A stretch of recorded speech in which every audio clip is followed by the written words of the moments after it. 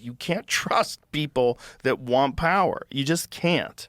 What do you mean? Well, anybody that wants any kind of control over a group of people, if you want to control what they say, if you want to control where they go, you want to put them in 15-minute cities, like, you can't trust that, because the natural inclination when someone has power is to never let it go and to ramp it up.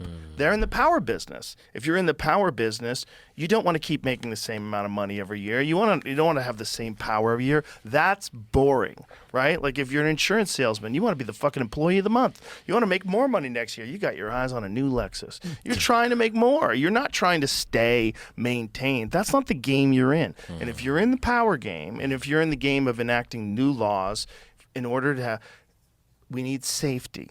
Safety. Under the guise of safety, you can get so much evil shit done.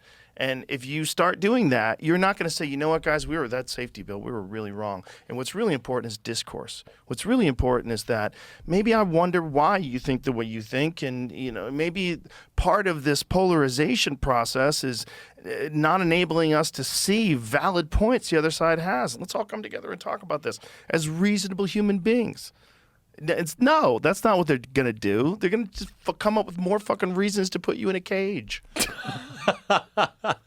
They want you to shut the fuck up because they want to make more. They want to have more. They want to get more power. They want to be the best leader. They want to be the most powerful leader. But there's definitely real shadow banning going on. One of the things that was interesting is that once Elon purchased Twitter, I gained like 5 million followers over the course of like a couple of months.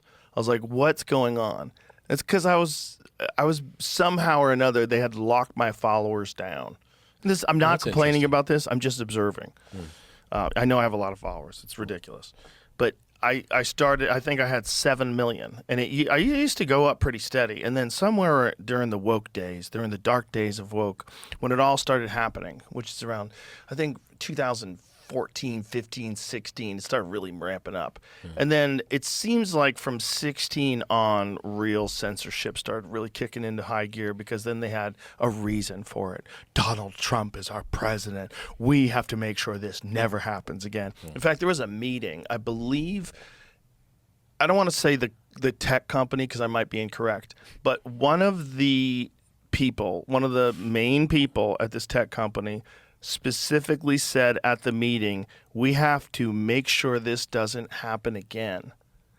As in Trump being president. Well, they did a fucking horrendous job there, didn't they? They fucked up. But the point being, imagine you are in control of an enormous platform, an enormous media platform that controls the discourse of untold billions of people in the world, and you have a very specific mandate that you've given to the people that work for you.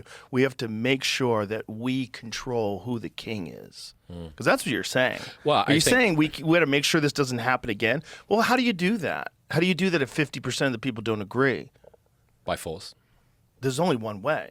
You have to do it by force. Or if you control the narrative, then you just hide information, accelerate information that's incorrect.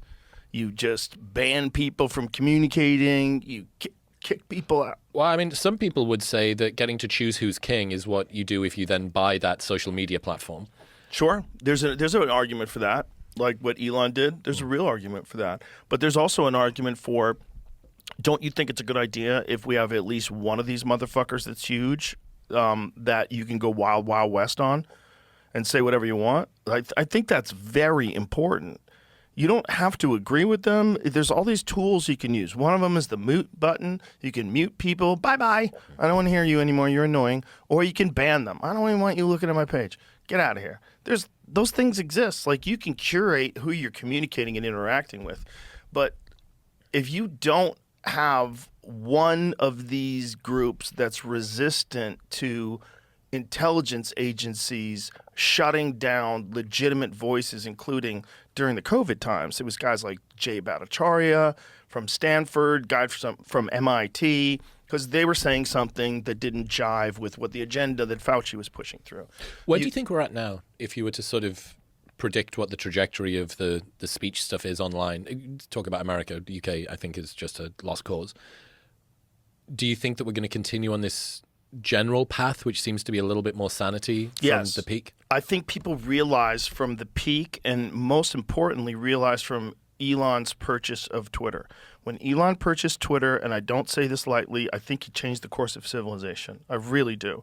I think we were on our way to this weird dystopian censorship complex that was already moving. We had already had intelligence agencies that were contacting Twitter. We know this through the Twitter files, and they were banning certain people that weren't saying incorrect things, but they were saying things that were inconvenient. And they turned out to all be accurate. All the things that they were warning about, all the things that they're saying, all turned out to be accurate. They stopped the distribution of the Hunter Biden laptop story by the New York Post. The New York Post, the second oldest newspaper in America. It's a fucking huge newspaper. To stop that from being able to be distributed on Twitter, which it would turn out to be a totally accurate story. And to stop that accurate story is wild. That is scary stuff. That, if Elon didn't purchase Twitter, we would have just had to deal with that kind of stuff. That would be, and it would accelerate. It wouldn't stay where it is. It would ramp up. It would get more. They were started using the term malinformation. So there's misinformation, disinformation, and then malinformation. Malinformation is factual information that might cause harm. Can you give me an example of malinformation? Children don't need a COVID vaccine. That's malinformation, because it is true. Statistically speaking, like especially healthy kids, they kick it off like it's nothing. They don't need a vaccine for that, but that might cause people to not get vaccinated, and that might kill your grandmother. So that's malinformation. Can you think of an example of malinformation where it's justified in doing that? Yes. I would say, like, if you had some information and you were releasing it online that was an accurate depiction of some things that the federal government is involved with that would compromise national security to a People huge overseas. extent. Yeah, we get people killed, How to start conflicts.